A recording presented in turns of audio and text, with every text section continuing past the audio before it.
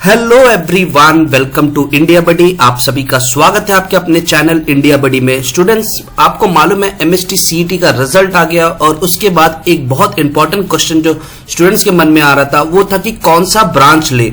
कई बच्चों के मन में ये है कि हमारे परसेंटाइल कम है या हमें मॉडरेट परसेंटाइल मिला है, तो क्या हमें सीएस और आईटी का ब्रांच मिल सकता है क्या। मैं पूरा डिटेल वीडियो लेके आया students, and I can guarantee कि ऐसा वीडियो आपको यूट्यूब में कभी नहीं मिला होगा। स्टूडेंट्स, मैं चाहता हूं कि इस वीडियो को आप लास्ट तक देखें, क्योंकि थोड़ा सा मिस आउट शायद आपकी करियर को भी मिस आउट कर सकता है। तो वीडियो को पूरा लास्ट तक देखें एंड फिर कंक्लूजन बनाएं। स्टूडेंट, जैसा आप जानते हो कि इंडिया बडी जो है ये एक इंफॉर्मेटिव चैनल है जो इंफॉर्मेशन देता है आपको स्टूडेंट्स के वेलफेयर के लिए। तो मैं आपको पहले ही बता दूं कि इस वीडियो में हम क्या क्या चीजें देखने वाले रहेंगे। सबसे पहली चीजें हम इसमें देखेंगे कि क्यों कुछ लोग या मेजॉरिटी लोग एक स्पेसिफिक ब्रांच के पीछे ही भाग रहे हैं। आपको मालूम होगा वो ब्रांच सीएस एंड आईटी है, मैं उसके बारे में बताऊंगा। साथ ही साथ मैं आपको एक ट्रिक देने वाला और वो बहुत इंपॉर्टेंट ट्रिक है। ये मेरे एक्सपीरियंस के बेस पे मैं आपको बता रहा हूं, इसलिए मैंने बोला be lion and not sheep. आप शेर बनिए, भेड़ नहीं, क्योंकि जहां पे सब जा रहे हैं जरूरी नहीं आपको भी वहीं पे जाना है। मैं आपको salary pattern of each branch बताऊंगा। मैं आपको एक चीज और बताऊंगा कि जो नए ब्रांचेस आ रहे हैं जैसे artificial intelligence, machine learning, data science, ये थोड़े डेंजरस हो सकते हैं स्टूडेंट। मैं इसका सोल्यूशन भी बताऊंगा, ये मेरे एक्सपीरियंस के बेस पे मैं बता रहा हूं स्टूडेंट्स। साथ ही साथ मैं आपको बता दूं कि क्या कॉलेज इंपॉर्टेंट है कि ब्रांच इंपॉर्टेंट है। इसका बहुत ही इंपॉर्टेंट रिजल्ट होने वाला है स्टूडेंट, क्योंकि बहुत बच्चे कंफ्यूज होते हैं कि क्या हम अच्छे कॉलेज की तरफ जाए और दूसरा ब्रांच ले ले, कि जो ब्रांच हमें पसंद है और वो ले लेकिन पुअर कॉलेज में ले। मैं आपको बताऊंगा। साथ ही साथ मैं यहां पे आपको बताने वाला हूं कि detail explanation of all branches, कि यहां पे जो ब्रांचेस है एक एक ब्रांच में क्या क्या चीज होती है, ताकि आपको एक आइडिया लगे एंड आपको समझ में आए कि आपके लिए सही ब्रांच कौन सा है। तो चलिए स्टूडेंट्स आगे बढ़ते हैं। सबसे पहले मैं आपको बता दूं कि जॉब्स के ऊपर देखिए, आपका जो सारा एम होता है वो एट द एंड होता है कि आपको जॉब लगनी है। तो जॉब कैसे डिसाइड होता है, तो अगर आप देखेंगे इंडिया में 41% जॉब जो है वो बैंकिंग जॉब है। अब आपके मन में आएगा बैंकिंग जॉब कहीं ये कॉमर्स की जॉब तो नहीं, नहीं नहीं, इसमें इंजीनियर, ये जितने भी मैं बात कर रहा हूं ये आपके इंजीनियरिंग के पॉइंट से बता रहा हूं। तो यहां पे बैंकिंग जॉब्स, यहां पे बहुत ज्यादा इंजीनियर्स लगते हैं। फाइनेंशियल इंस्टीट्यूट्स बहुत ज्यादा इस पे पैसा खर्चा करते हैं, उनको बहुत अच्छे इंजीनियर्स चाहिए। साथ ही साथ अगर आप देखोगे तो 26% जो जॉब्स है वो कंप्यूटर सॉफ्टवेयर से रिलेटेड है। फिर उसके बाद आपको फाइनेंस दिखेगा, फिर पावर दिखेगा, फिर telecom, financial institute, gas, finance. आपको बार बार ऐसे दिख रहे हैं कि फाइनेंस बैंकिंग से ही बहुत ज्यादा है, मतलब आपको समझ में आ रहा है कि यहां पे कंप्यूटर रिलेटेड काम बहुत ज्यादा है। सो अगर आप देखेंगे ओवरऑल तो मोर देन समथिंग अराउंड 75% जो वर्क होगा आगे आपको वो लगभग कंप्यूटर से ही रिलेटेड है। तो स्टूडेंट्स, अब आपको समझ में आ रहा है कि कंप्यूटर क्यों इंपॉर्टेंट हो रहा है। अब मैं आपको बताता हूं कि कई लोग गलती कर देते हैं, उनको लगता है हमको कंप्यूटर एंड आईटी ही लेना चाहिए ताकि हमको आगे अच्छा जॉब मिले। मैं आपको पहले बता दूं कि प्लेसमेंट होता कैसे है।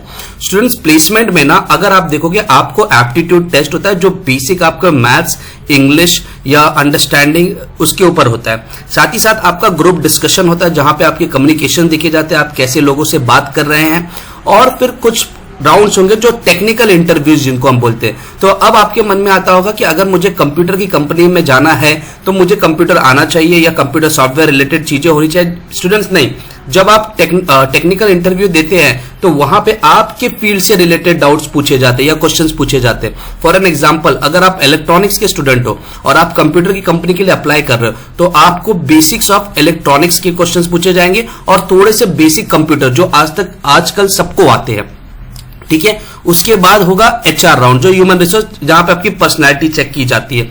तो यहां पे एक इंपॉर्टेंट चीज ये है स्टूडेंट्स कि आपके ब्रांच मायने नहीं रखते, वो चेक करते हैं कि जो आपने पढ़ा है अभी तक, क्या आपने सही पढ़ा है, आप किसी भी ब्रांच से हो।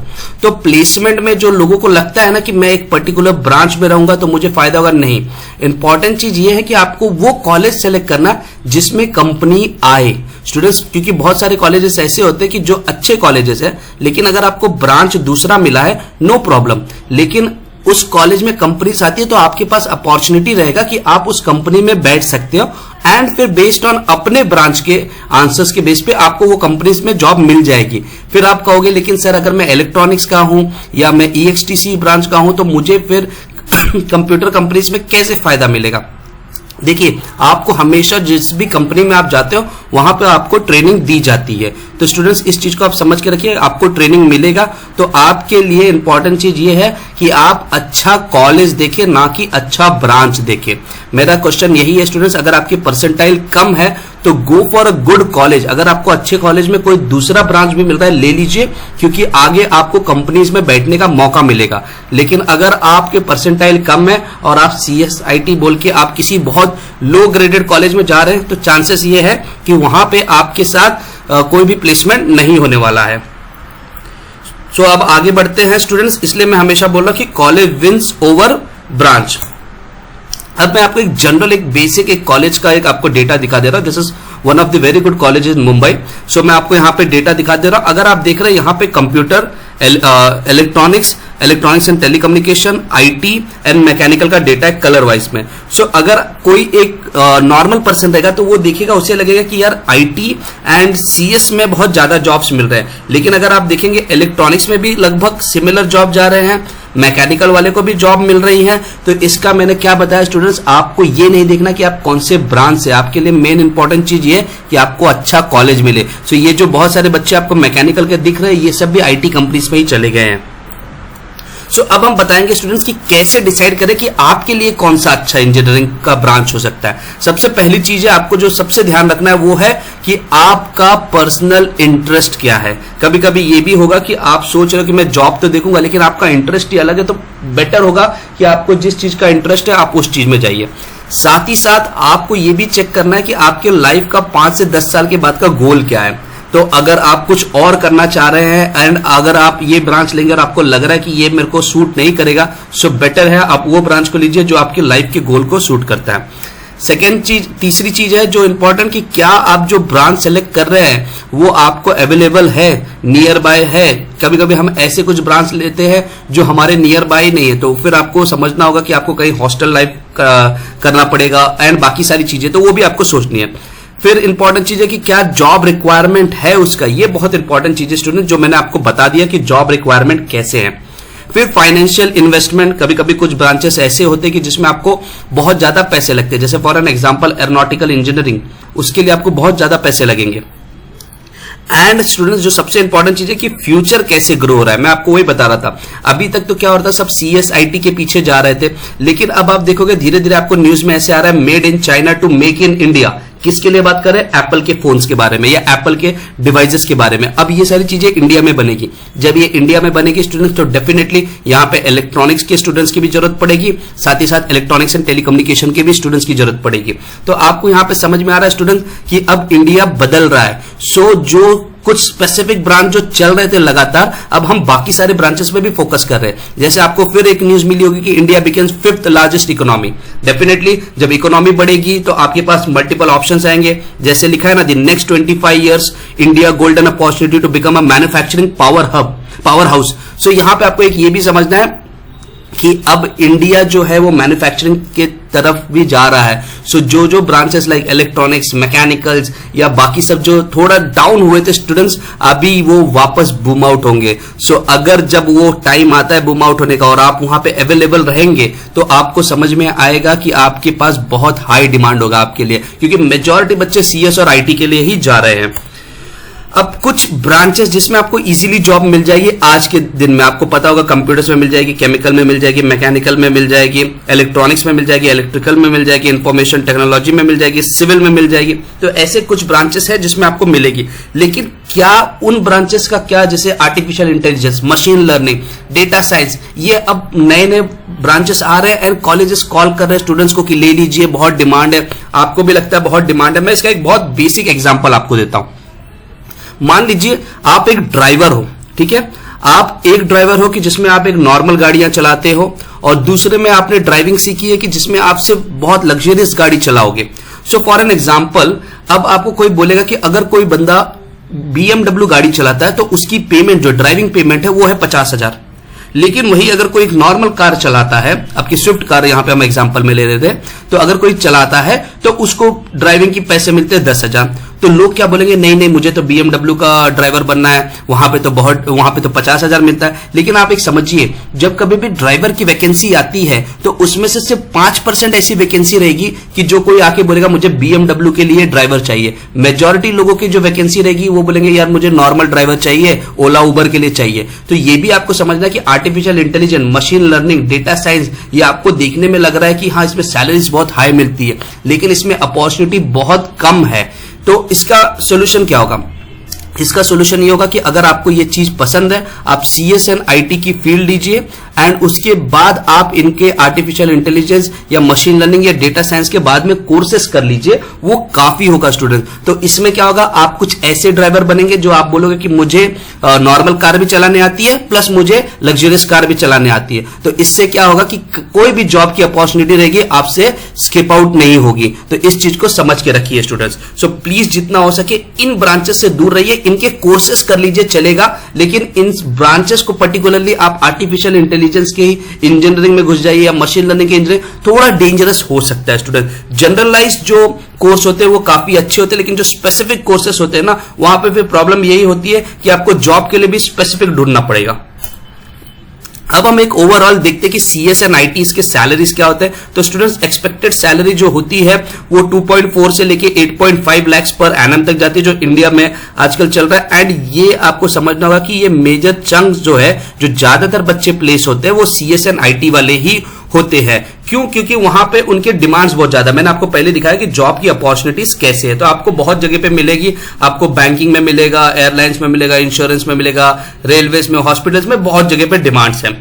उसके बाद मैकेनिकल वाले की जो खासकर सैलरी होती है वो 1.8 से लेके 5 लाख। देखिए स्टूडेंट्स, मैं यहाँ पे एक जनरल सैलरीज बता रहा हूँ, यहाँ पे कुछ एवरेज ऊपर नीचे भी हो सकता है, बट जनरल इनके जो सेक्टर्स होंगे वो खासकर वो रेलवेज होंगे, फिर हैवी इंजीनियरिंग होंगे, शिपयार्ड्स होंगे, पोर्ट्स, माइनिंग, जो कोर आपके जो मैन्युफैक्चरिंग है। अब इनका डिमांड बहुत बढ़ रहा है स्टूडेंट, आपको पता होगा जैसे जैसे इंडिया में इंफ्रास्ट्रक्चर्स बढ़ रहे हैं, इनके भी डिमांड्स बढ़ रहे हैं। एंड सिंस अभी 25 ईयर्स में ऐसा एक्सपेक्टेड है कि ये और डिमांड में आएंगे। सो आपके पास अच्छा ऑप्शन है कि अगर आपके परसेंटाइल कम है, सो बेटर है कि आप CS IT के पीछे भागने से अच्छा आप मैकेनिकल ले लीजिए, आपके फ्यूचर्स अच्छे रहेंगे। और अगर आपको लग रहा है कि मैकेनिकल लेने के बाद भी आपके पास ऑप्शन नहीं बच रहा, आपको IT CS कंपनीज में ही जाना है, सो आप अपना प्लेसमेंट में उसमें सेलेक्ट करके आप चले जाइए एंड ट्रेनिंग में सीख के आगे कंटिन्यू कर लीजिए।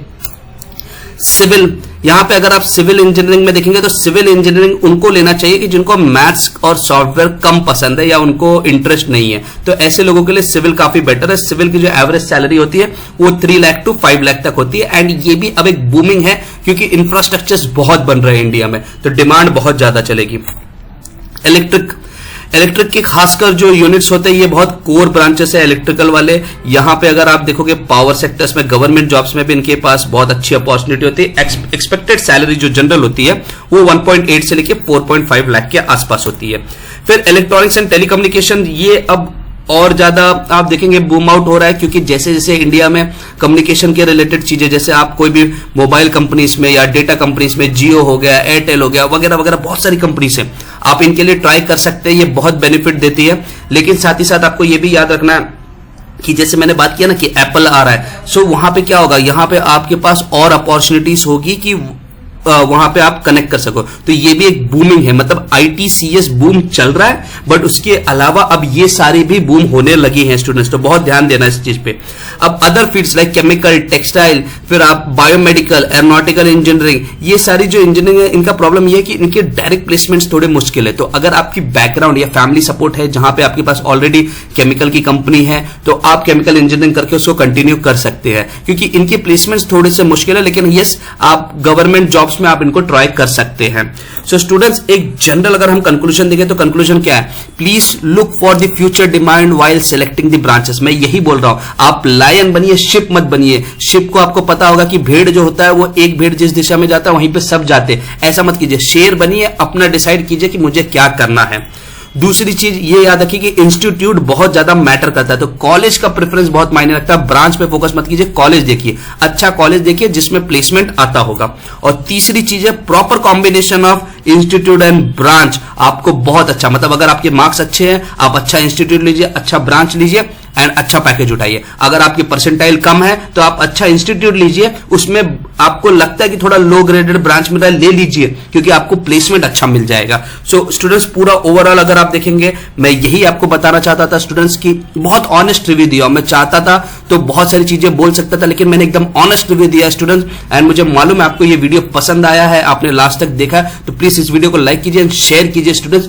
बहुत इंपॉर्टेंट चीज है, ऐसी चीजें आपको हमेशा शेयर करनी चाहिए, क्योंकि स्टूडेंट्स में एक यूनिटी बनी रहेगी कि अच्छी चीजें या सही इंफॉर्मेशन उनके तक पहुंचनी चाहिए। So thank you very much for watching India buddy. जय हिंद।